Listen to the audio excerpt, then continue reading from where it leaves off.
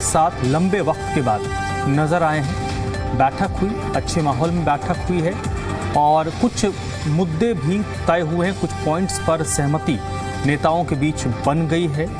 लेकिन सवाल अभी भी यथावत है कि ये गठबंधन कितना आगे और जाएगी, क्योंकि जब पहली बैठक हुई थी तब भी इसी तरीके की ऊर्जा और एनर्जी नजर आ रही थी, लेकिन 2-3 बैठकों के बाद वो धाराशायी होती ही नजर आई। आज इसी मुद्दे पर हम बात करेंगे।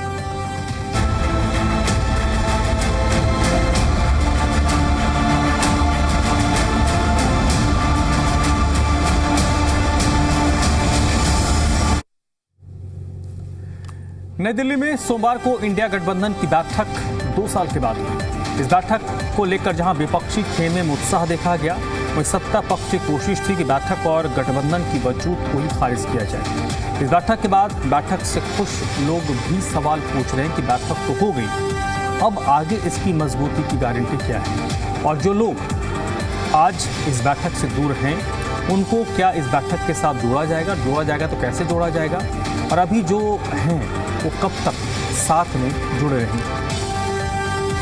देश में विपक्षी राजनीति के लिए सोमवार का दिन काफी अहम रहा। नई दिल्ली में 2 साल के बाद इंडिया ब्लॉक की 7वीं बैठक हुई। इस बैठक में 25 दलों के राजनेता शामिल हुए, जिनमें सोनिया गांधी, राहुल गांधी, मल्लिकार्जुन खड़गे, अखिलेश यादव, ममता बनर्जी, सुप्रिया सुले, तेजस्वी यादव अहम थे। हेमंत सोरेन और उद्धव ठाकरे ऑनलाइन बैठक से जुड़े। सबसे पहले आपको बताते हैं कि इस बैठक में कौन कौन सी प्रमुख पार्टियां शामिल हुई। Congress, Samajwadi Party, Trinamool Congress, National Conference, RJD, CPI ML, PDP, NCP, Sharad Pawar गुट। इस बैठक में कुछ लोग वर्चुअली भी जुड़े। झारखंड मुक्ति मोर्चा के अध्यक्ष हेमंत सोरेन इस बैठक में वर्चुअली जुड़े। शिवसेना उद्धव गुट के अध्यक्ष उद्धव ठाकरे भी वर्चुअली इस बैठक से जुड़े। दिल्ली बैठक की खास बात यह थी कि इससे कुछ दलों ने दूरी बना ली, जो बीते दिनों गठबंधन में शामिल रहे या आज एनडीए के खिलाफ खड़े हैं। डीएमके, आम आदमी पार्टी और टीवी के इस बैठक में शामिल नहीं हुए। गठबंधन की बैठक के बाद प्रेस कॉन्फ्रेंस हुई। इस प्रेस कॉन्फ्रेंस को कांग्रेस अध्यक्ष मल्लिकार्जुन खड़गे ने संबोधित किया, जिसमें उन्होंने बताया कि बैठक में 5 बिंदुओं पर सहमति बनी है। एसआईआर, मतदाता सूची में हेरफेर और चुनावी निष्पक्षता को लेकर सीजेआई को पत्र लिखा जाएगा। शिक्षा मंत्री से तत्काल इस्तीफा मांगा गया है। महंगाई, बेरोजगारी, आर्थिक हालात और किसानों के मामले उठाए जाएंगे। हर 2 महीने में इंडिया ब्लॉक की बैठक होगी। अगली बैठक हैदराबाद में होगी। सत्र के दौरान समन्वय जारी रहेगा। हर सुबह सत्र के दौरान बैठक होगी। कांग्रेस अध्यक्ष मल्लिकार्जुन खड़गे ने एसआईआर में करोड़ों वोटर के नाम कटने का दावा किया। एसआईआर और चुनाव की निष्पक्षता को लेकर चीफ जस्टिस ऑफ इंडिया को चिट्ठी लिखी जाएगी। सरकार को महंगाई, बेरोजगारी और अर्थव्यवस्था के मुद्दे पर सर्वदलीय बैठक बुलाने की मांग की गई है। गठबंधन हर 2 महीने में मानसून सत्र के दौरान बैठक करेगा। अगली बैठक 8 अगस्त को हैदराबाद में होगी। नीट में देश के युवाओं के साथ धोखा हुआ है। नीट और सीबीएसई की गड़बड़ी के लिए शिक्षा मंत्री जिम्मेदार हैं। शिक्षा मंत्री को तत्काल इस्तीफा देना चाहिए। 25 पार्टियां शामिल हुए थे।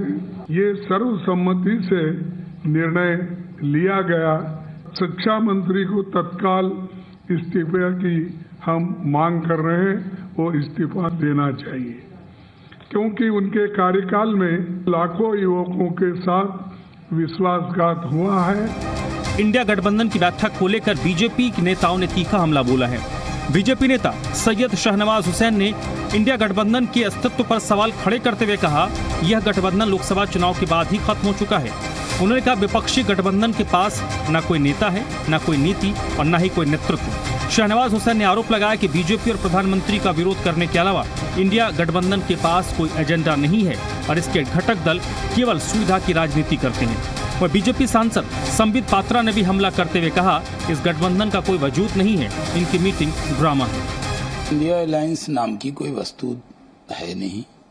ये लोग जब मर्जी होती है चाय समोसे के लिए इकट्ठे हो जाते हैं। इंडिया अलायंस लोकसभा के चुनाव के बाद ही भंग हो गया था।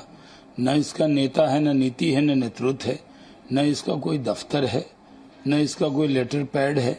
जब चाहते हैं कुछ नेता इकट्ठे हो जाते हैं और भारतीय जनता पार्टी को और मोदी जी को कोसने लगते हैं।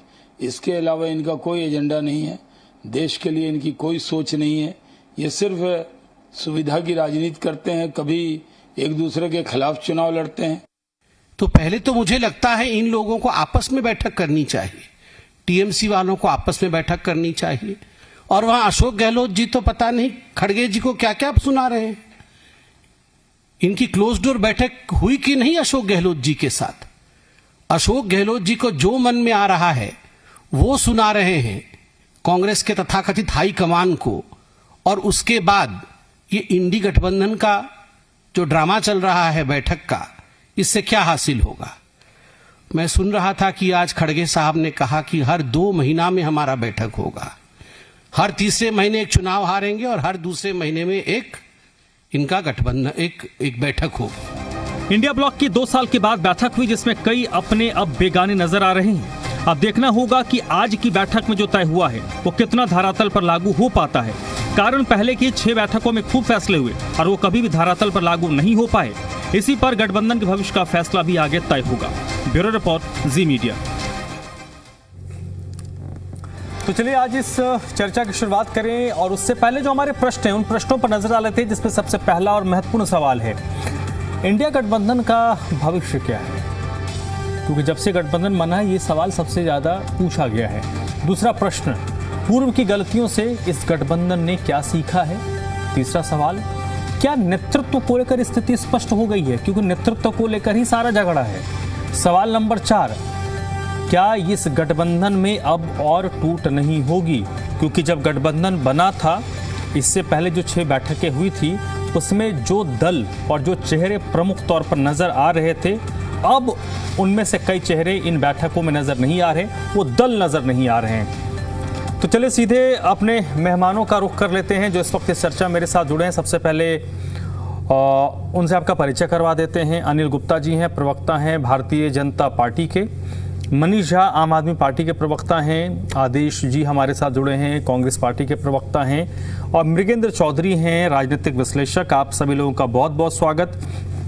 चर्चा की शुरुआत करूं उससे पहले आज मैं आदेश जी से ही, क्योंकि कांग्रेस और विपक्षी कांग्रेस ही उसमें लीड कर रही थी, तो कांग्रेस प्रवक्ता से चर्चा की शुरुआत करूंगा।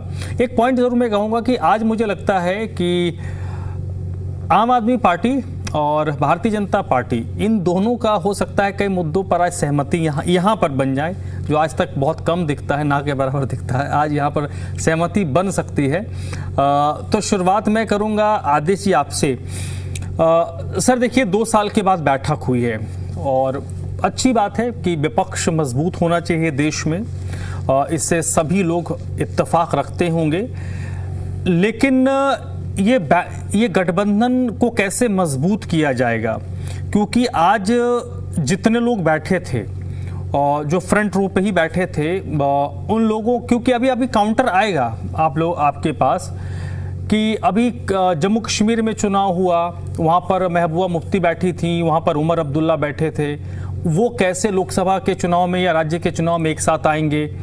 अभी बिहार का चुनाव गुजरा, हमने देखा वहाँ पर कांग्रेस, CPI-ML और RJD के बीच क्या हुआ। बंगाल में क्या हुआ वो भी हमने देखा। ममता बनर्जी की अगर इतनी बुरी गत नहीं होती तो वो इस तरीके से उत्साहित होकर नहीं बैठक में आती। चुनाव पूर्व ममता बनर्जी का इंडिया गठबंधन को लेकर किस तरीके के वक्तव्य रहे वो भी लोग नहीं भूले। तो लोग ये कह रहे हैं कि ये तो वो लोग बैठे हैं जिसमें ज़्यादातर वैसे लोग हैं, कांग्रेस की इंटेंशन पर कि अभी कोई सवाल नहीं है, लेकिन जो बाकी प्लेयर्स हैं उनको लेकर ये सवाल है कि अब सबको की कोशिश है कि अब विपक्ष के साथ जुड़ जाएं ताकि नरेंद्र मोदी और भारतीय जनता पार्टी से लड़ लेंगे। सर। धर्मराज जी, निश्चित रूप से एक लंबे समय के बाद हमारा ये मीटिंग हुई है, लेकिन वास्तविकता ये है कि भारत की खूबसूरती है और इतने सालों तक मदर ऑफ डेमोक्रेसी के नाम से भारत को जाना जाता था, लेकिन पिछले 10-12 सालों में कहीं ना कहीं इसको पूरी तरह से नेस्ता नाबूद करने का काम किया है। विपक्ष के लिए नहीं, जो भारतीय जनता पार्टी के गठबंधन के दल भी हैं, उन पार्टियों को भी तोड़ना, उनको खत्म करना एक षड्यंत्र के तहत ये देश ने और देश की राजनीतिक पार्टियों ने देखा है। कई जीवित उदाहरण आपके सामने है, चाहे शिवसेना का ले लें, एनसीपी का ले लें और कई राजनीतिक दल हैं, और छल से चुनावों को जीता जा रहा है। तो जो एक लोकतांत्रिक प्रक्रिया है उसको नष्ट किया जा रहा है और उसको तमाम इंस्टीट्यूशन का दुरुपयोग करके कहीं ना कहीं सरकार में बने रहना और जनता के हित के लिए कोई भी एक काम करते हुए ना दिखना, ये सबसे बड़ी विडंबना है। और उस विडंबना के कारण तमाम राजनीतिक पार्टियों को ये लगता है कि जिस तरह से मोदी जी ये कर रहे हैं ये पूरे देश के लिए घातक है, चाहे वो मणिपुर है, चाहे वो लेह लद्दाख है, चाहे वो अंडमान निकोबार है, चाहे वो हिंदुस्तान के दूसरी चीजें हैं, महंगाई है, बेरोजगारी है, बच्चों के साथ किस तरह से उनके भविष्य को नष्ट किया जा रहा है। ये तमाम मुद्दे हैं जो कहीं ना कहीं इस विचारधारा के साथ हम सब लोग बैठते हैं कि सबसे पहले दलबल तो बहुत छोटी चीज है, देश महत्व, और उस देश के लिए, देश के नौजवानों के लिए, देश के किसानों के लिए, देश के मजदूरों के लिए कहीं ना कहीं हमारा जो दायित्व बनता है, जो सपना है, वो हम उसके लिए हम सब लोग इकट्ठे हैं और उसके लिए लड़ते हैं। और आज पहली बारी नहीं लड़ रहे, चाहे मणिपुर के ऊपर भी जब डिबेट पार्लियामेंट के अंदर मांगी गई थी तो नो कॉन्फिडेंस लेके आए थे, तब मणिपुर का मैं प्रधानमंत्री जी ने 2-3 मिनट के लिए बोला था, अदरवाइज मणिपुर पे चर्चा भी नहीं करना चाहते थे। मणिपुर हमारे भारत का अहम अंग है और वहाँ किस तरह से निवस्त्र करके हमारी बेटियों को, बहनों को घुमाया गया, किस तरह का माहौल वहां पे है, आज भी वो वैसे ही चल रहा है। आज लेह लद्दाख में भी वैसी समस्या है। तो देश के हर कोने में नई नई तरह की समस्याएं और सरकार किसी समस्या को समस्या नहीं मानती। इतना बड़ा वर्ग का किसी से नाराज हो जाए और राजनीतिक दल को चिंता ही नहीं होती। तो चिंता इसलिए नहीं, हमने चुनाव जीतने का मैकेनिज्म कुछ और तय कर लिया है कि मुझे इन सब के किसी की आवश्यकता नहीं है, एक परसेप्शन बनाना है और चुनाव को जीतते चले जाना है, जो मैकेनिज्म है। तो उस मैकेनिज्म के खिलाफ ही हमने सबसे पहला जो हमारा एजेंडा था वो यही था कि हम चुनाव की खामियों के बारे में सीजेआई को बताएं। भारत के संविधान में भरोसा करते हैं और भारतीय जनता पार्टी भारत के संविधान को कहीं ना कहीं कुचलने का काम कर रही है। ठीक है सर। अनिल गुप्ता जी, अब आपके पास आता हूं। भारतीय जनता पार्टी क्या पॉलिटिकली इंडिया गठबंधन को, इंडिया ब्लॉक को खतरा मान रही है, या आप लोगों को लगता है कि नहीं, इनको बैठकें कर लेने दो, ये एक साथ कभी आ ही नहीं सकते, चाय बिस्कुट के लिए तो बैठ जाएंगे लेकिन जब मुद्दे की बात आएगी तो ये लोग एक साथ बैठ ही नहीं सकते, इनके विचार एक साथ नहीं मिलेंगे? नमस्कार। देखिए, ये इंडी गठबंधन नाम का गठबंधन है। इसके जितने भी घटक दल हैं ये सत्ता के लालच में इसका हिस्सा बने हैं। आज भी आपने अभी दिखाया, खड़गे जी 5 विषय बता रहे थे, देश की क्या दिशा होनी चाहिए, क्या दशा होनी चाहिए। आज विश्व में युद्ध है, उसमें देश की क्या भूमिका रहनी चाहिए, ऑयल का क्राइसिस है। देश का एक भी मुद्दा मुझे नहीं लगता ये कभी चर्चा भी करते हैं। इनके गठबंधन में बिखराव पहले से शुरू हो गया। एक गठबंधन है जो 2 साल बाद आज कहते हैं बैठ रहे हैं, अब 2 महीने बाद बैठेंगे। जो इनके पुराने घटक के सदस्य थे, डीएमके, आप, टीवी के, मतभेद की वजह से उन्होंने ज्वाइन नहीं किया, छोड़ दिया, ये जाने। कुछ लोगों ने वर्चुअल ज्वाइन किया। मैं एक डाटा चेक कर रहा था कि जो इंडी गठबंधन के जो पार्टनर्स थे, जो सो कॉल्ड, जब से ये इंडी गठबंधन बना है, इनके करीब 7 जो पार्टनर्स हैं उन्होंने अपनी सत्ता गंवाई है। आम आदमी पार्टी ने दिल्ली में गंवाई, टीएमसी ने वेस्ट बंगाल में गंवाई, आरजेडी ने बिहार में गंवाई, डीएमके ने तमिलनाडु में गंवाई, शिवसेना एनसीपी महाराष्ट्र से बाहर हो गए, और अभी रिसेंटली जो लेफ्ट है वो केरला से गई। अब ये इन जो सो कॉल्ड गठबंधन के ये जो सदस्य, इनको भी सोचना है। कई बार ये हो सकता है इनको नुकसान हो रहा, कई बार ये सोचते हैं फायदा हो रहा। पर मुझे लगता है कि जिस गठबंधन की कोई दिशा ना हो, जिस गठबंधन का कोई उद्देश्य ना हो, सिर्फ एक ही इनका दिशा या उद्देश्य जो मुझे नजर आती है वो मोदी जी को कोसना, मोदी जी को गाली देना। अभी हम आदेश जी को भी सुन रहे थे, कोई भी डिबेट करा लें आदेश जी से, उनकी हर डिबेट में, चाहे दिल्ली की समस्या हो चाहे बुराड़ी की हो, उसमें मोदी जी का नाम जरूर आएगा। ये अपनी बात नहीं कहेंगे कांग्रेस का क्या है। हाँ, ये जरूर है कि कांग्रेस को थोड़ा सा फायदा मुझे लगा केरल में, क्योंकि जब कम्युनिस्ट जो इसी गठबंधन का था आपस में लड़े, ये गठबंधन एक अजीब गठबंधन भी है। कांग्रेस और आम आदमी इकट्ठे भी रहते हैं और लड़ते भी हैं आपस में। कांग्रेस और कम्युनिस्ट दिखाने के लिए इकट्ठे हैं और लड़ते भी हैं। केरल में कम्युनिस्टों की सरकार थी, आज कांग्रेस गठबंधन की सरकार है। तो ये अजीब सा गठबंधन है। हमें इनसे कोई फर्क नहीं पड़ता, मैं कहता हूं। जब तक हमारी पार्टी का तो, हमारे गठबंधन का तो नेशन फर्स्ट का नारा है।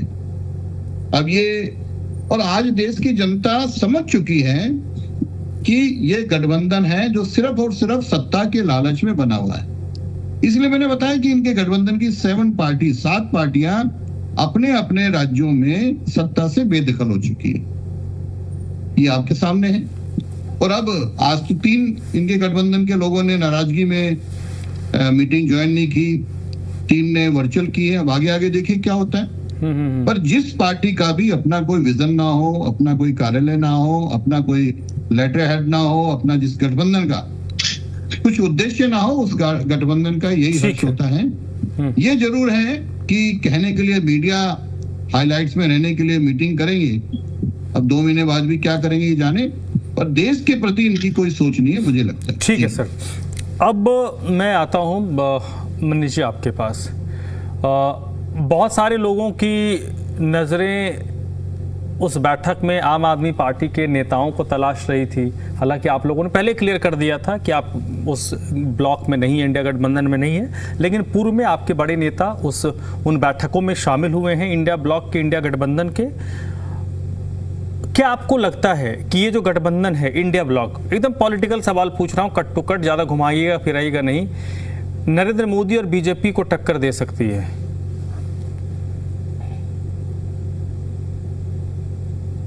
मनीष जी, आवाज आई आपको? बिल्कुल। धर्मराज जी नमस्कार। आप जो सवाल पूछ रहे हैं धर्मराज जी, वो 2029 का है। हम 2026 में बैठे हैं। तो इन 3 सालों में देश का मिजाज क्या रहेगा, कैसा रहेगा? लेकिन मैं एक बात काफी डंके की चोट पर चैलेंजिंग रूप में आपको बता सकता हूं कि आने वाले 2029 में भारतीय जनता पार्टी 100 का आंकड़ा, दिहाई का आंकड़ा पार नहीं करेगी। भारतीय जनता पार्टी की सरकार नहीं बनेगी। देश में जिस प्रकार से इनके प्रति लोगों में गुस्सा, मैं देखिए उसका सिर्फ मैं बात बोलने के लिए नहीं बोल रहा हूं, महंगाई और पेपर लीक जो सबसे बड़ा मुद्दा है। और ताज्जुब तब होता है जब देश के युवा खड़े होते हैं, वैसे बच्चे घर से बाहर निकलते हैं जो घर में 10-10, 12-12 घंटे, जिन्होंने सालों भर मेहनत की है, वो घर से बाहर निकलने को इस तपती गर्मी में विवश हो जाते हैं। और सिर्फ नीट नहीं, नीट के बाद मैं आपको बताता हूं, बहुत मायूसी से मैं बता रहा हूं, बहुत दुख होता है धर्मराज जी, नीट के बाद भी कम से कम 10 पेपर लीक हुआ है, लेकिन जो देश के शिक्षा मंत्री हैं, इनके कान में जू नहीं रेंग रहा है। और क्यों रेंगे? भारतीय जनता पार्टी के तमाम जो मंत्रीगण हैं, कैबिनेट में हैं, उनके तमाम, अगर आप क्रोनोलॉजी देखेंगे तो सभी के बेटे, चाहे वो धर्मेंद्र प्रधान हो, चाहे अन्य मंत्री हो, उनके बच्चे तो विदेश से यूनिवर्सिटी में पढ़ रहे हैं। उन्हें ना नीट से मतलब है, ना बैंकिंग एग्जाम से मतलब है, ना CUT से मतलब है, ना CBSE के मार्किंग से मतलब है। आप देखिए, ताज्जुब होगा देश को कि एक 12वीं क्लास का बच्चा, जो कि जिसकी उम्र महज 17 से 18 साल होगी, उसने इतने बड़े नेक्सस का पोल खोल दिया CBSE में। उन्होंने किस प्रकार से एक ब्लैक लिस्टेड कंपनी को उन्होंने ठेका दिया, पूरे उसको उन्होंने जग जाहिर किया। तो इसका कहने का मतलब है कि जिस प्रकार से पूरे युवाओं में, महिलाओं में, लोगों में भारतीय जनता पार्टी के प्रति रोष अपना रहा है, रोष पनप रहा है और गुस्सा फैल रहा है, तो ये सरकार निस्संदेह 2029 या 2029 हो सकता है कि उसके पहले ही यह सरकार गिर जाए। अगले आने वाले समय में यह सरकार नहीं रहेगी। देखिए, जब आप देश को उनकी बातें बताएंगे नहीं, देश का सामना नहीं करेंगे, जो देश की सच्चाई है, देश की महंगाई के प्रति क्यों बढ़ रही है, क्या उसके रीजंस क्या है, देश के लोगों को आप बताएंगे नहीं, देश के लोगों को आप अपने साथ नहीं लेंगे, उनके प्रश्नों से आप भागेंगे, जो लोग प्रश्न करेंगे उनका मुंह दबा दिया जाएगा। इस सरकार का सिर्फ और सिर्फ एक ही काम है, चाहे वो पूरब से लेकर पश्चिम, उत्तर से लेकर दक्षिण, मैं बड़ी जिम्मेदारी से बोल रहा हूं, इस सरकार की सिर्फ एक ही काम बचा रहा है, मनीष जी, जहां पे भी जो पार्टियां हैं उनको कैसे तोड़ा जाए। और आप पश्चिम बंगाल में देख रहे हैं, चाहे वो महाराष्ट्र से शुरू हुआ हो, मध्य प्रदेश से शुरू हुआ हो, बिहार में इन्होंने रामविलास पासवान की पार्टी को तोड़ा, और अब पश्चिम बंगाल में किस प्रकार से ये टीएमसी के पीछे पड़े हुए हैं। तो ये देखिए, एक ऐसा नहीं है कि इत्तेफाक है, ये एक इनकी सोची समझी रणनीति है कि विपक्षी पार्टियों की आवाजों को दबाया नहीं सर, आप मनीष भाई आपने 2-3 मिनट बोला और आपने आप मेरे सवाल पर ही नहीं आए। अगर नरेंद्र मोदी और बीजेपी को 100 सीट नहीं मिलेगी तो बाकी सीट किसको मिलेगा? इंडिया ब्लॉक को मिलेगा या उन लोगों को मिलेगा जो इस बैठक में नहीं आए?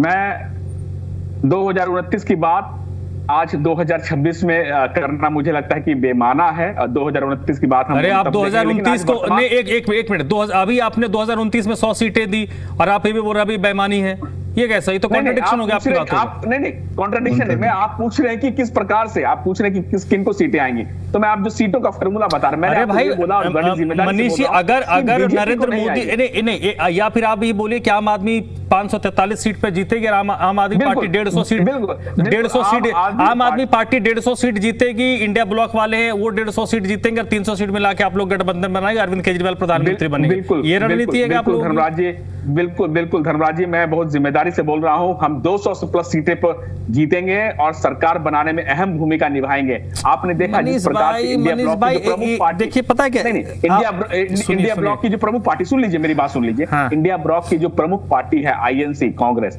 इस पर ये अभी कितनी सीटें लोकसभा में आपकी? मनीष जी अभी कितनी सीटें हैं आपकी?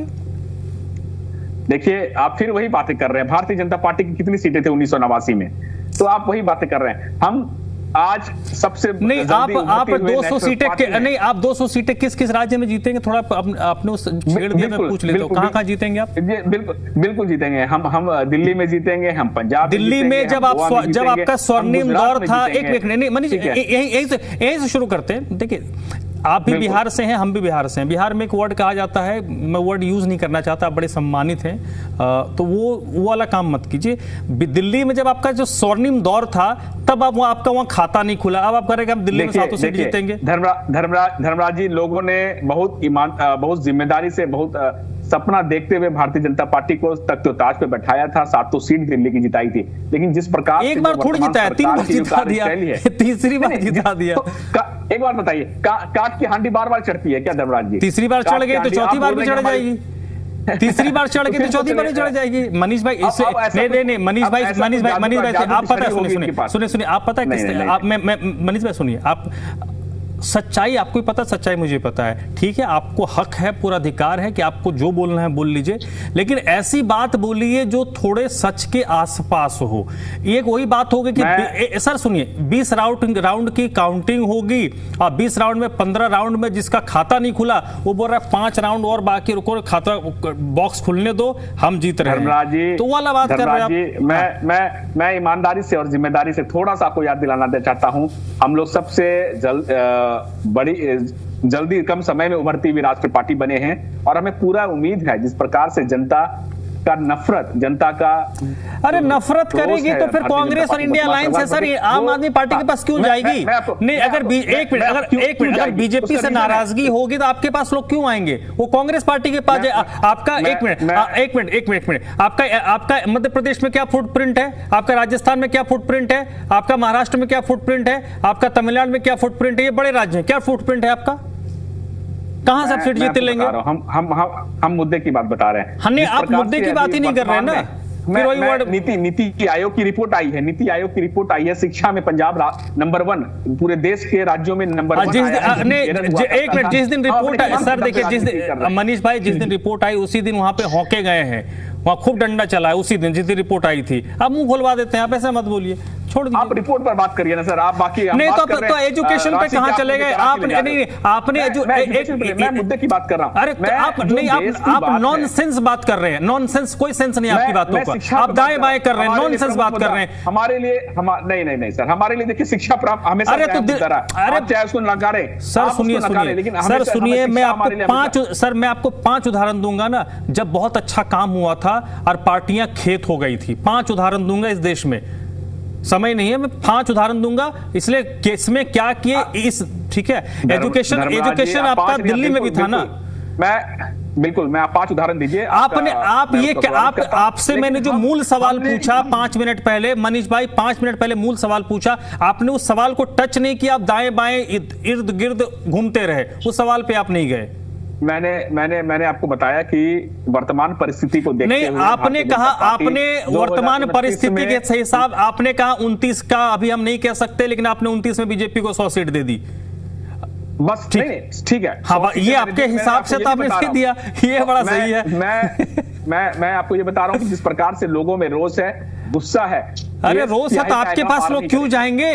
पंजाब और दिल्ली में आपके पास जाएंगे, बाकी जगह आपके पास क्यों जाएंगे? बाकी के पास तो और समाजवादी पार्टी के पास यूपी में जाएंगे, आरजेडी के पास बिहार में जाएंगे, जेएमएम के पास वहां जाएंगे, टीएमसी बंगाल में जाएंगे। बिल्कुल धर्मराज जी, हमारे पास लोग क्यों आएंगे, यही डिबेट हम जब अगले साल इसी समय बात करेंगे तो आप खुद बताएंगे। हाँ, ठीक है, हम भी आप भी है। चलिए मृगेंद्र जी, सर इंडिया ब्लॉक पर टिप्पणी आपकी। राष्ट्र पार्टी होने के नाते मैंने अपनी बात, अरे हाँ, अच्छी बात है, पार्टी खूब, पार्टी को मैंने इसीलिए कहा ना अरविंद केजरीवाल प्रधानमंत्री बनेंगे, मैंने तो बोल दिया था आपकी बात, और 150 सीटें आपकी जीतेंगी, अच्छी बात है। हाँ बोलिए मृगेंद्र जी। देखिए, इंडिया ब्लॉक में कांग्रेस का ऑब्जेक्टिव ये रहता है कि वो देश को दिखाए कि वो आज भी जो है ओपोजिशन में मेन पार्टी है और देश की लीडर है, ठीक है। तो कांग्रेस का इससे ज्यादा कोई ऑब्जेक्टिव इसमें नहीं होता, मैं आपको पहली बात बता दूं, क्योंकि तभी बनता है, बिगड़ता रहता है। Sir 10 second, sir 10 second, sir आपकी बात में मृगेंद्र जी 10 सेकंड आपकी बात में बस एक बात ऐड करो, जैसे आपने कहा ना, तो इसमें गलत तो कुछ नहीं है। पैन इंडिया,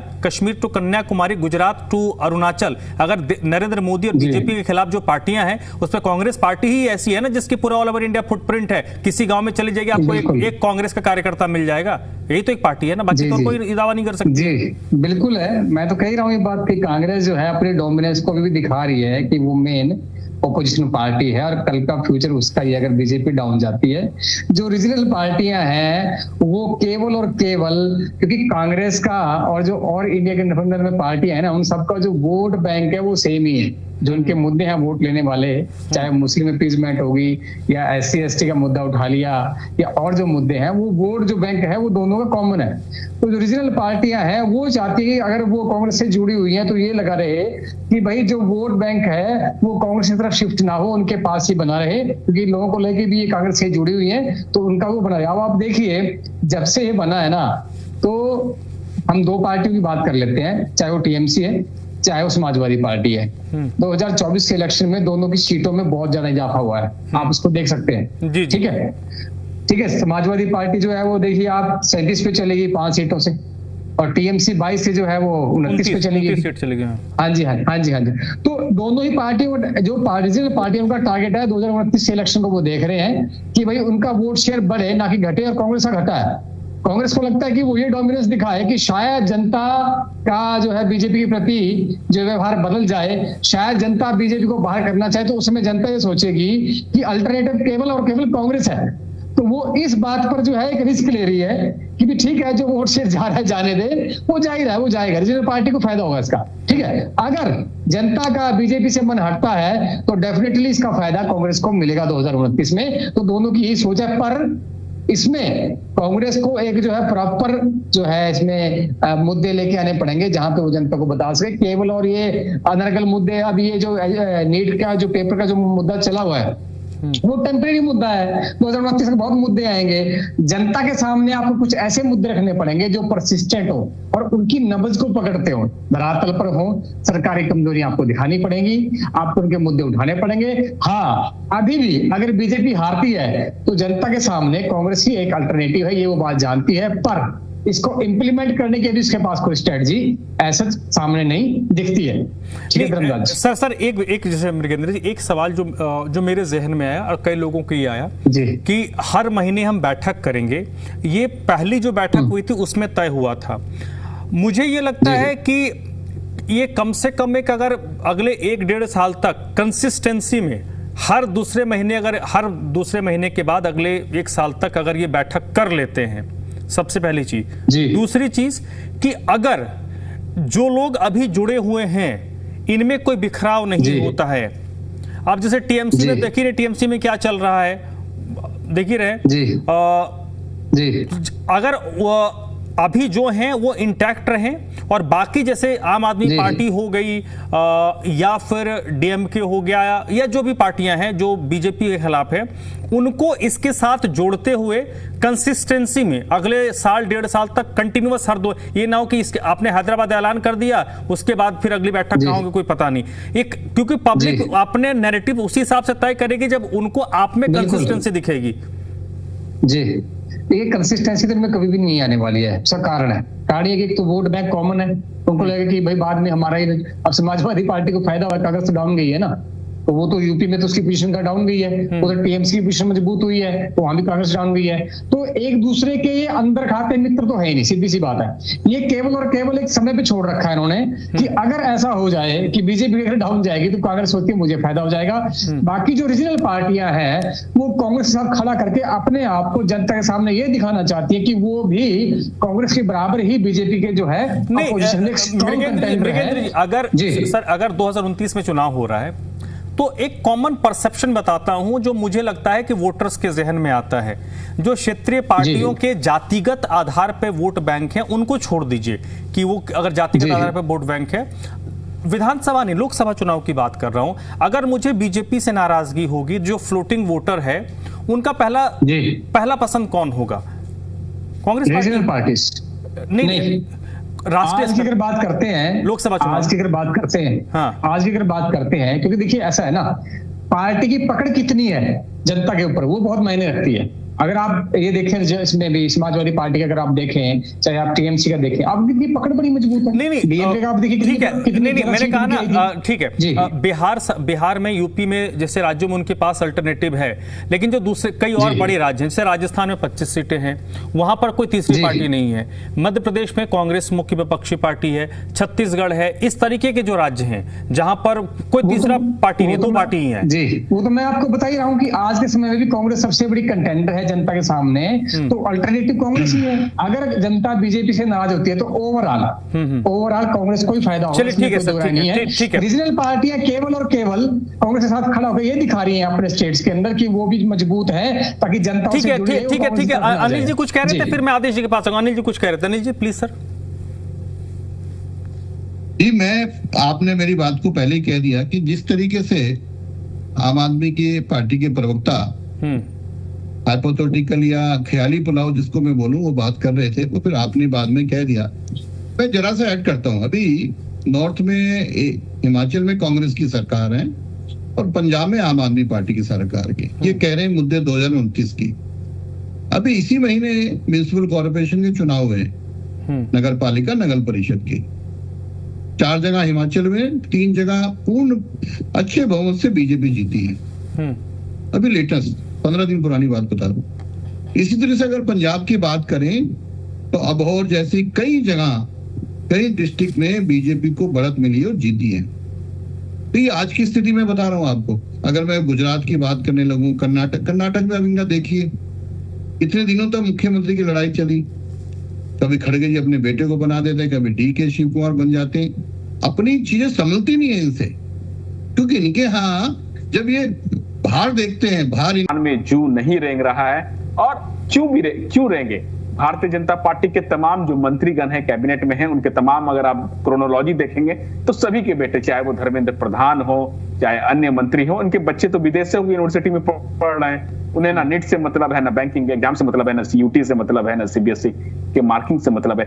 आप देखिए, ताज्जुब होगा देश को कि एक 12वीं क्लास का बच्चा जो कि जिसकी उम्र महज 17 से 18 साल होगी, उसने इतने बड़े नेक्सस का पोल खोल दिया सीबीएसई में। उन्होंने किस प्रकार से एक ब्लैक लिस्टेड कंपनी को उन्होंने ठेका दिया पूरे उसको उन्होंने जग जाहिर किया। तो इसका कहने का मतलब है कि जिस प्रकार से पूरे युवाओं में, महिलाओं में, लोगों में भारतीय जनता पार्टी के प्रति रोष अपना रहा है, रोष पनप रहा है और गुस्सा फैल रहा है, तो ये सरकार निस्संदेह 2029 या 2029 हो सकता है कि उसके पहले ही यह सरकार गिर जाए। अगले आने वाले समय में यह सरकार नहीं रहेगी। देखिए, जब आप देश को उनकी बातें बताएंगे नहीं, देश का सामना नहीं करेंगे, जो देश की सच्चाई है, देश की महंगाई के प्रति क्यों बढ़ रही है, क्या उसके रीजंस क्या है, देश के लोगों को आप बताएंगे नहीं, देश के लोगों को आप अपने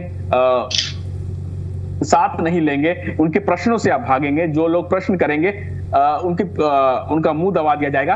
इस सरकार का सिर्फ और सिर्फ एक ही काम है, चाहे वो पूरब से लेकर पश्चिम, उत्तर से लेकर दक्षिण, मैं बड़ी जिम्मेदारी से बोल रहा हूं, इस सरकार की सिर्फ एक ही काम बचा रहा है, मनीष जी, जहां पे भी जो पार्टियां हैं उनको कैसे तोड़ा जाए। और आप पश्चिम बंगाल में देख रहे हैं, चाहे वो महाराष्ट्र से शुरू हुआ हो, मध्य प्रदेश से शुरू हुआ हो, बिहार में इन्होंने रामविलास पासवान की पार्टी को तोड़ा, और अब पश्चिम बंगाल में किस प्रकार से ये टीएमसी के पीछे पड़े हुए हैं। तो ये देखिए, एक ऐसा नहीं है कि इत्तेफाक है, ये एक इनकी सोची समझी रणनीति है कि विपक्षी पार्टियों की आवाजों को दबाया नहीं सर, आप मनीष भाई आपने 2-3 मिनट बोला और आपने आप मेरे सवाल पर ही नहीं आए। अगर नरेंद्र मोदी और बीजेपी को 100 सीट नहीं मिलेगी तो बाकी सीट किसको मिलेगा? इंडिया ब्लॉक को मिलेगा या उन लोगों को मिलेगा जो इस बैठक में नहीं आए? मैं 2029 की बात आज 2026 में करना मुझे लगता है कि बेमाना है। 2029 की बात हम अरे आप 2029 को नहीं, एक मिनट, अभी आपने 2029 में 100 सीटें दी और आप ये भी बोल रहे अभी बेईमानी है, ये कैसा? ये तो कॉन्ट्रडिक्शन हो गया आपकी बातों में। नहीं, कॉन्ट्रडिक्शन है। मैं आप पूछ रहे हैं कि किस प्रकार से, आप पूछ रहे हैं कि किन को सीटें आएंगी, तो मैं आप जो सीटों का फॉर्मूला बता रहा हूं, मैंने भाई बोला मनीष जी, अगर नरेंद्र मोदी नहीं, या फिर आप ये बोलिए कि आम आदमी 543 सीट पे जीतेगी और आम आदमी पार्टी 150 सीट, आम आदमी पार्टी 150 सीट जीतेगी, इंडिया ब्लॉक वाले हैं वो 150 सीट जीतेंगे और 300 सीट मिला के आप लोग गठबंधन बनाएंगे, अरविंद केजरीवाल प्रधानमंत्री बनेंगे। ये रणनीति है आप लोग? धर्मराज जी, बिल्कुल धर्मराज जी, मैं बहुत जिम्मेदारी से बोल रहा हूं, हम 200 प्लस सीटें पर जीतेंगे और सरकार बनाने में अहम भूमिका निभाएंगे। आपने देखा जिस प्रकार से इंडिया ब्लॉक की जो प्रमुख पार्टी, देखिए पता है क्या, इंडिया ब्लॉक की जो प्रमुख पार्टी, सुन लीजिए मेरी बात सुन लीजिए, इंडिया ब्लॉक की जो प्रमुख पार्टी है आईएनसी कांग्रेस, इस पर ये अभी कितनी सीटें लोकसभा में आपकी? मनीष जी, अभी कितनी सीटें हैं आपकी? देखिए, आप फिर वही बातें कर रहे हैं, भारतीय जनता पार्टी की कितनी सीटें थे 1989 में, तो आप वही बातें कर रहे हैं। हम आज सबसे नहीं, आप 200 सीटें नहीं, आप 200 सीटें किस राज्य में जीतेंगे? थोड़ा आपने उस छेड़ दिया, मैं पूछ लेता हूं, कहां जीतेंगे आप? बिल्कुल जीतेंगे हम दिल्ली में जीतेंगे, हम पंजाब दिल्ली में जब आपका स्वर्णिम दौर था, एक मिनट, नहीं मनीष, यहीं से शुरू करते हैं। देखिए, आप भी बिहार से हैं, हम भी बिहार से हैं। बिहार में एक वर्ड कहा जाता है, मैं वर्ड यूज नहीं करना चाहता, आप बड़े सम्मानित हैं, तो वो वाला काम मत कीजिए। दिल्ली में जब आपका जो स्वर्णिम दौर था, तब आपका वहां खाता नहीं खुला, अब आप करेंगे हम दिल्ली में 7 सीट जीतेंगे। धर्मराज जी, लोगों ने बहुत जिम्मेदारी से, बहुत सपना देखते हुए भारतीय जनता पार्टी को तख्त-ओ-ताज पे बैठाया था, 7 सीट दिल्ली की जिताई थी, लेकिन जिस प्रकार एक बार थोड़ी जिताया, 3 बार जिता दिया, तीसरी बार जिता दिया। एक बार बताइए, काट की हांडी बार चढ़ती है क्या धर्मराज जी? तीसरी बार चढ़ गई तो चौथी बार भी चढ़ जाएगी, तीसरी बार चढ़ गई तो चौथी बार भी चढ़ जाएगी। मनीष भाई, नहीं, मनीष भाई, आप पता है, सुनिए, आप पता है, मनीष भाई सुनिए, आप सच्चाई आपको ही पता, सच्चाई मुझे पता है, ठीक है, आपको हक है, पूरा अधिकार है कि आपको जो बोलना है बोल लीजिए, लेकिन ऐसी बात बोलिए जो थोड़े सच के आसपास हो। एक वही बात होगी कि सर सुनिए, 20 राउंड की काउंटिंग होगी और 20 राउंड में 15 राउंड में जिसका खाता नहीं खुला वो बोल रहा है 5 राउंड और बाकी रुको, खाता बॉक्स खुलने दो, हम जीत रहे हैं, तो वाला बात कर रहे हैं। मैं ईमानदारी से और जिम्मेदारी से थोड़ा सा आपको याद दिलाना चाहता हूं, हम लोग सबसे जल्दी कम समय में उभरती हुई राष्ट्रीय पार्टी बने हैं और हमें पूरा उम्मीद है, जिस प्रकार से जनता का नफरत, जनता का अरे नफरत करेगी तो फिर कांग्रेस और इंडिया अलायंस है सर, आम आदमी पार्टी के पास क्यों जाएगी? नहीं, अगर एक मिनट अगर बीजेपी से नाराजगी होगी तो आपके पास लोग क्यों आएंगे? वो कांग्रेस पार्टी के पास आपका एक मिनट आपका मध्य प्रदेश में क्या फुटप्रिंट है, आपका राजस्थान में क्या फुटप्रिंट है, आपका महाराष्ट्र में क्या फुटप्रिंट है, आपका तमिलनाडु में क्या फुटप्रिंट है? ये बड़े राज्य हैं, क्या फुटप्रिंट है आपका? कहां से सीट जीत लेंगे? हम मुद्दे की बात बता रहे हैं। आप मुद्दे की बात ही नहीं कर रहे हैं ना। फिर वही वर्ड नीति आयोग की रिपोर्ट आई है, नीति आयोग की रिपोर्ट आई है, शिक्षा में पंजाब नंबर 1, पूरे देश के राज्यों में नंबर 1 एक मिनट, जिस दिन रिपोर्ट सर देखिए, जिस दिन मनीष भाई जिस दिन रिपोर्ट आई उसी दिन वहां पे हॉके गए हैं, वहां खूब डंडा चला है उसी दिन जिस दिन रिपोर्ट आई थी। अब मुंह खोलवा देते हैं, आप ऐसा मत बोलिए, छोड़ दीजिए। आप रिपोर्ट पर बात करिए ना सर, आप बाकी नहीं तो एजुकेशन पे कहां चले गए आपने? नहीं आपने मैं मुद्दे की बात कर रहा हूं। अरे आप नॉनसेंस बात कर रहे हैं, नॉनसेंस, कोई सेंस नहीं आपकी बातों का, आप दाएं बाएं कर रहे हैं, नॉनसेंस बात कर रहे हैं। हमारे लिए नहीं सर, हमारे लिए देखिए शिक्षा प्राप्त हमेशा, अरे चाहे उसको नकारे सर, सुनिए मैं आपको 5 उदाहरण दूंगा ना, जब बहुत अच्छा काम हुआ था और पार्टियां खेत हो गई थी। 5 उदाहरण दूंगा इस देश में, समय नहीं है, मैं 5 उदाहरण दूंगा, इसलिए केस में क्या किए इस, ठीक है। एजुकेशन आपका दिल्ली में भी था ना। मैं आप 5 उदाहरण दीजिए। आपसे मैंने जो मूल सवाल पूछा 5 मिनट पहले, मनीष भाई 5 मिनट पहले मूल सवाल पूछा, आपने उस सवाल को टच नहीं किया, आप दाएं बाएं इर्द गिर्द घूमते रहे, उस सवाल पे आप नहीं गए। मैंने आपको बताया कि वर्तमान परिस्थिति को देखते नहीं, आपने कहा, आपने वर्तमान परिस्थिति के हिसाब आपने कहा 29 का अभी हम नहीं कह सकते, लेकिन आपने 29 में बीजेपी को 100 सीट दे दी, बस ठीक है। हाँ, ये आपके हिसाब से तो आपने दे दिया, ये बड़ा सही है। मैं आपको ये बता रहा हूँ कि जिस प्रकार से लोगों में रोष है, गुस्सा है। अरे रोष है तो आपके पास लोग क्यों जाएंगे?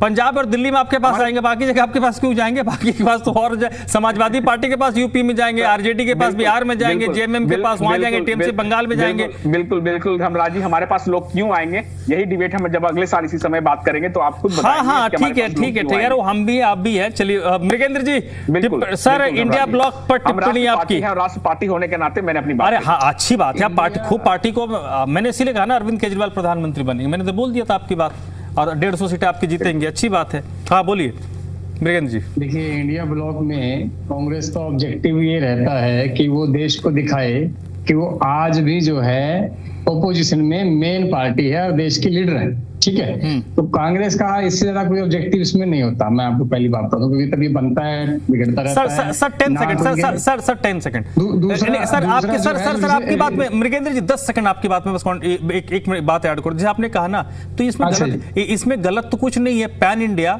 कश्मीर टू कन्याकुमारी, गुजरात टू अरुणाचल, अगर नरेंद्र मोदी और बीजेपी के खिलाफ जो पार्टियां हैं, उस पर कांग्रेस पार्टी ही ऐसी है ना जिसकी पूरा ऑल ओवर इंडिया फुटप्रिंट है। किसी गांव में चली जाएगी, आपको एक कांग्रेस का कार्यकर्ता मिल जाएगा, यही तो एक पार्टी है ना, बाकी तो कोई दावा नहीं कर सकती। जी बिल्कुल है, मैं तो कह ही रहा हूँ ये बात कि कांग्रेस जो है अपनी डोमिनेंस को भी दिखा रही है कि वो मेन ओपोजिशन पार्टी है और कल का फ्यूचर उसका ही, अगर बीजेपी डाउन जाती है। जो रीजनल पार्टियां हैं वो केवल और केवल, क्योंकि कांग्रेस का और जो और इंडिया के गठबंधन में पार्टियां है ना, उन सबका जो वोट बैंक है वो सेम ही है। जो उनके मुद्दे हैं वोट लेने वाले, चाहे मुस्लिम अपीजमेंट होगी या SC ST का मुद्दा उठा लिया या और जो मुद्दे हैं, वो वोट जो बैंक है वो दोनों का कॉमन है। तो जो रीजनल पार्टियां हैं वो चाहती है अगर वो कांग्रेस से जुड़ी हुई हैं तो ये लगा रहे कि भाई जो वोट बैंक है वो कांग्रेस की तरफ शिफ्ट ना हो, उनके पास ही बना रहे, क्योंकि लोगों को लेके भी ये कांग्रेस से जुड़ी हुई है तो उनका वो बना रहे। अब आप देखिए, जब से ये बना है ना, तो हम 2 पार्टियों की बात कर लेते हैं, चाहे वो TMC है चाहे वो समाजवादी पार्टी है। 2024 के इलेक्शन में दोनों की सीटों में बहुत ज्यादा इजाफा हुआ है, आप उसको देख सकते हैं। ठीक है, समाजवादी पार्टी जो है वो देखिए आप 37 पे चलेगी 5 सीटों से, और TMC 22 से जो है वो 29 पे चलेगी। हाँ जी। तो दोनों ही पार्टियों, जो रीजनल पार्टी उनका टारगेट है 2029 के इलेक्शन को वो देख रहे हैं कि भाई उनका वोट शेयर बढ़े ना कि घटे, और कांग्रेस का घटा है। कांग्रेस को लगता है कि वो ये डोमिनेंस दिखाए कि शायद जनता का जो है बीजेपी के प्रति जो व्यवहार बदल जाए, शायद जनता बीजेपी को बाहर करना चाहे, तो उस समय जनता ये सोचेगी कि अल्टरनेटिव केवल और केवल कांग्रेस है।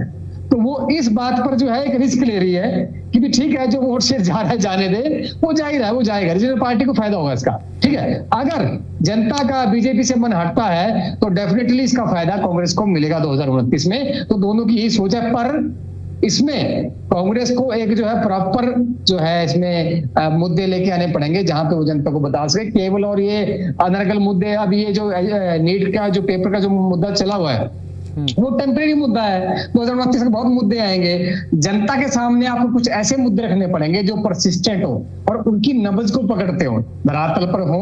सरकारी कमजोरी आपको दिखानी पड़ेगी, आपको उनके मुद्दे उठाने पड़ेंगे। हाँ, अभी भी अगर बीजेपी हारती है तो जनता के सामने कांग्रेस ही एक अल्टरनेटिव है, ये वो बात जानती है, पर इसको इम्प्लीमेंट करने के भी उसके पास कोई स्ट्रेटजी ऐसा सामने नहीं दिखती है। ठीक है धर्मराज सर एक जैसे मृगेंद्र जी, एक सवाल जो मेरे जहन में आया और कई लोगों को ये आया जी कि हर महीने हम बैठक करेंगे। ये पहली जो बैठक हुई थी उसमें तय हुआ था। मुझे ये लगता है कि ये कम से कम एक अगर अगले 1-1.5 साल तक कंसिस्टेंसी में हर दूसरे महीने के बाद अगले 1 साल तक अगर ये बैठक कर लेते हैं, सबसे पहली चीज। दूसरी चीज कि अगर जो लोग अभी जुड़े हुए हैं इनमें कोई बिखराव नहीं होता है। आप जैसे टीएमसी में देख ही रहे, टीएमसी में क्या चल रहा है देख ही रहे। अगर अभी जो हैं वो इंटैक्ट रहें और बाकी जैसे आम आदमी पार्टी हो गई या फिर डीएमके हो गया या जो भी पार्टियां हैं जो बीजेपी के खिलाफ है, उनको इसके साथ जोड़ते हुए कंसिस्टेंसी में अगले 1.5 साल तक कंटिन्यूअस ये ना हो कि इसके आपने हैदराबाद ऐलान कर दिया उसके बाद फिर अगली बैठक कहाँ होगी कोई पता नहीं। क्योंकि पब्लिक अपने नैरेटिव उसी हिसाब से तय करेगी जब उनको आप में कंसिस्टेंसी दिखेगी। जी, ये कंसिस्टेंसी तो इनमें कभी भी नहीं आने वाली है। सब कारण है कि एक तो वोट बैंक कॉमन है, उनको लगे कि भाई बाद में हमारा ही, अब समाजवादी पार्टी को फायदा हुआ, कांग्रेस तो डाउन गई है ना, तो वो तो यूपी में तो उसकी पोजीशन का डाउन गई है, उधर टीएमसी की पोजीशन मजबूत हुई है, तो वहां भी कांग्रेस डाउन गई है। तो एक दूसरे के ये अंदर खाते मित्र तो है ही नहीं, सीधी सी बात है। ये केवल और केवल एक समय पे छोड़ रखा है इन्होंने कि अगर ऐसा हो जाए कि बीजेपी अगर डाउन जाएगी तो कांग्रेस सोचती है मुझे फायदा हो जाएगा। बाकी जो रीजनल पार्टियां हैं वो कांग्रेस के साथ खड़ा करके अपने आप को जनता के सामने ये दिखाना चाहती है कि वो भी कांग्रेस के बराबर ही बीजेपी के जो है अगर 2029 में चुनाव हो रहा है तो एक कॉमन परसेप्शन बताता हूं जो मुझे लगता है कि वोटर्स के जहन में आता है।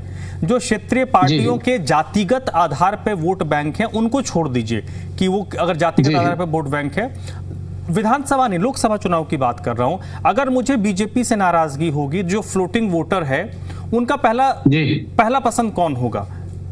कांग्रेस पार्टी? नहीं।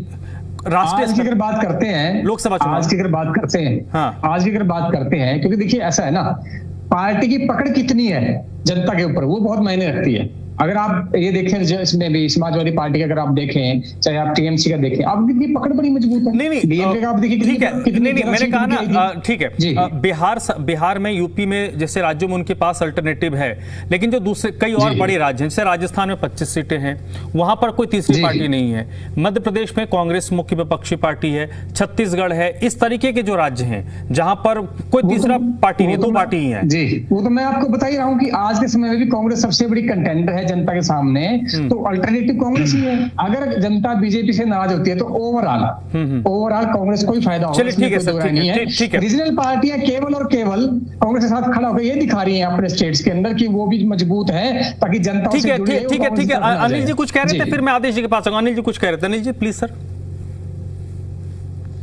जी, आपने मेरी बात को पहले ही कह दिया कि जिस तरीके से आम आदमी की पार्टी के प्रवक्ता हाइपोथेटिकल या ख्याली पुलाव जिसको मैं बोलूं वो बात कर रहे थे, तो फिर आपने बाद में कह दिया।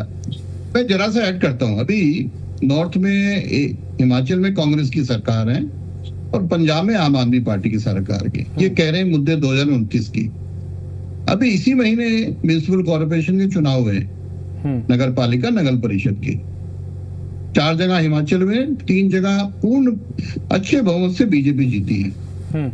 अभी लेटेस्ट 15 दिन पुरानी बात बता रहा हूं। इसी तरह से अगर पंजाब की बात करें तो अबोहर जैसी कई जगह, कई डिस्ट्रिक्ट में बीजेपी को बढ़त मिली और जीती है। तो ये आज की स्थिति में बता रहा हूं आपको। अगर मैं गुजरात की बात करने लगूं, कर्नाटक में अभी देखिए इतने दिनों तक मुख्यमंत्री की लड़ाई चली, कभी खड़गे जी अपने बेटे को बना देते हैं, कभी डीके शिव कुमार बन जाते हैं।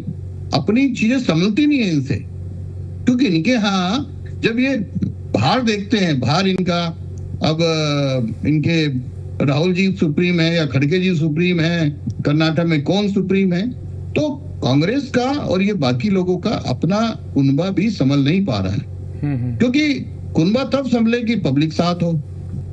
पब्लिक कब साथ होगी कि अगर आप देश की बात करेंगे। देश की तो बात करते नहीं। पब्लिक कोई बेवकूफ थोड़ी ना है कि आप सिर्फ अपने परिवार का ही सत्ता चाहो, तो ये तो नहीं होगा ना। तो मुझे लगता है कि 2029 में फिर से हमें बहुत मिलेगा। और एक चीज और मैं अंत में कहता हूं, एक समय होता था कि हम जमानत बचाने के लिए चुनाव लड़ते थे। मुझे उसको एडमिट करने में कोई दिक्कत नहीं है।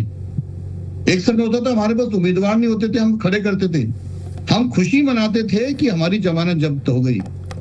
मुझे कोई उसमें शर्म या संकोच नहीं है कहने में। एक समय होता था कि हम सब जगह चुनाव लड़े। हमने 1951 से जनसंघ से लेके 1980 बीजेपी में। इन्होंने ठीक कहा, एक बार हमारे 2 भी हुआ करते थे, फिर हमारी एनडीए की सरकार बनी, फिर वाजपेयी जी बने। हमारा इतिहास रहा। हमें अगर कोई हार होती है तो हम उसका आत्ममंथन करते हैं। चलिए सर, फिर जाते हैं। मैं तो आपके पास, हमें कोई शर्म नहीं करनी। ठीक है। देखिए, सबका अपना एक अतीत होता है और आपका